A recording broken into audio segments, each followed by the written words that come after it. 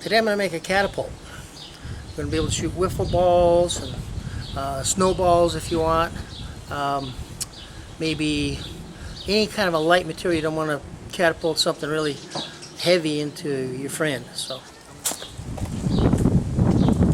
this is a piece of plywood, 15 inches square. I'm going to divide it in two along the center of 2 corners. There, I've cut it. Now it's 2 triangles. The base needs to be cut as long as the long side of this triangle. So in this case, it's going to be 21 1/8.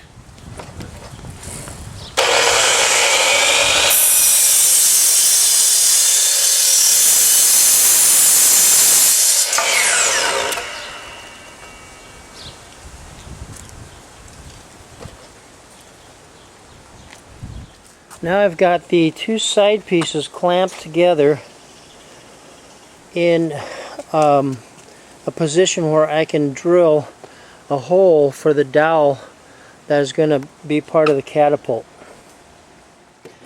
I'm just going to approximate where the center of this hole should be.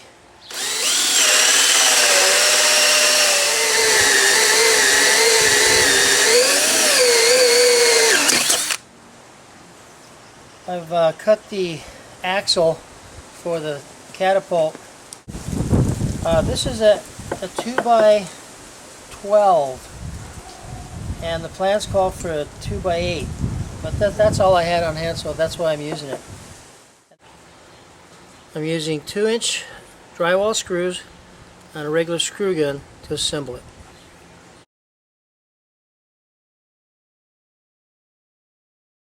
I cut a piece of 1x. This is, what is it? 3 3/8 inches wide, and I'm using a bean dip can as my catapult. So I just went by the width of the bean dip can, and there's a little bit to spare, maybe a 1/16 to spare on each side. And I'll mount that at the top of the catapult, which will be up here top. But right now I'm going to put the launcher into place where it's centered in between the 2 sides, and I just picked a rough spot where the thing should hit, because it's got to stop here at the bottom. The rubber band's going to pull it back, but it's got to stop positively on the bottom here. So I just picked a random spot and hope it works. I've marked lines on the axle here, centered between the 2 sides, and I'm going to make a flat spot to accept this piece of wood on the axle. Alright, what I've done was taken a block and drywall screwed it onto my dowel.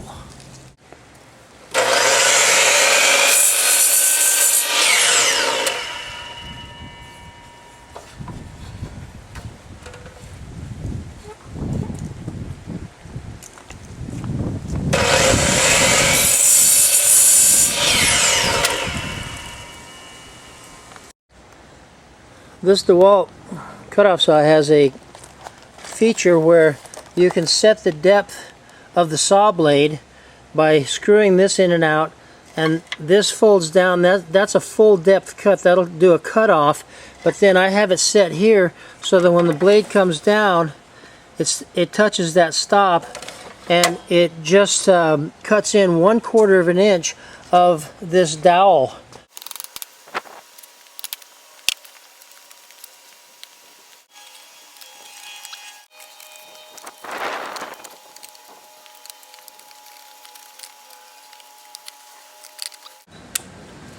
I'm just going to attach it with 3 2-inch drywall screws.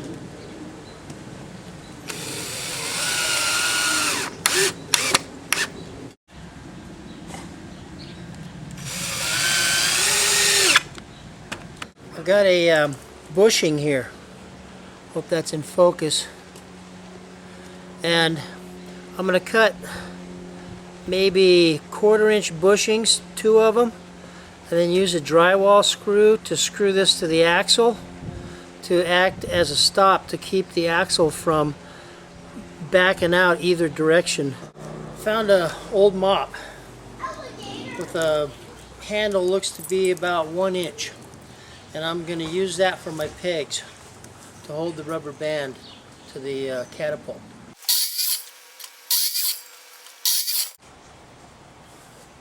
I have an old inner tube I got from a tire shop, and most tire shops don't have old inner tubes. You have to find one that is maybe has used tires, because most tires nowadays are tubeless, and they're not going to have an inner tube. But this is like a 16-inch tire inner tube, and I'm going to cut it with my shears.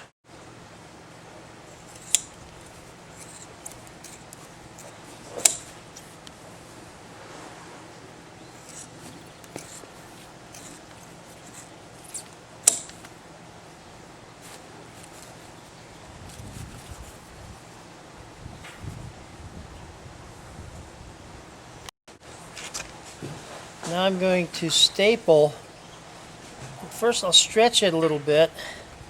Now I'm going to staple this rubber band, if you will, this tire rubber band, to the end, the short end of the catapult.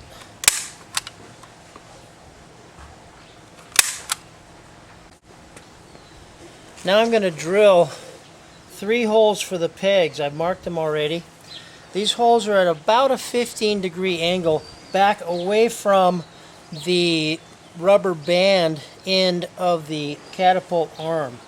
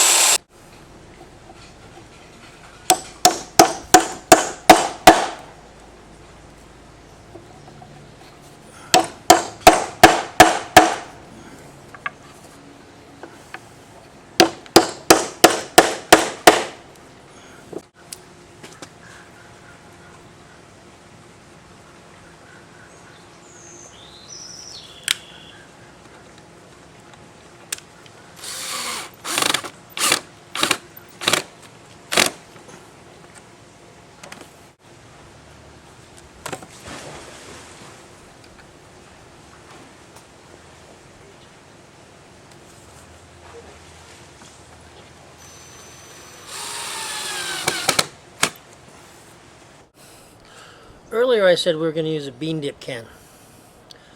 It's got a higher profile than a tuna can. So I made my wife's lunch today with tuna, so I'm going to use a tuna can instead. I've started 2 screws in the holes in the can. I just kind of used an awl to punch a hole in the bottom of the can and then started the screws. And then I'm just going to use my driver, drive them in.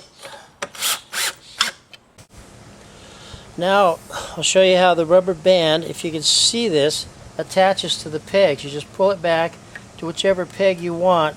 Get more force with the second one, maximum force with the third one.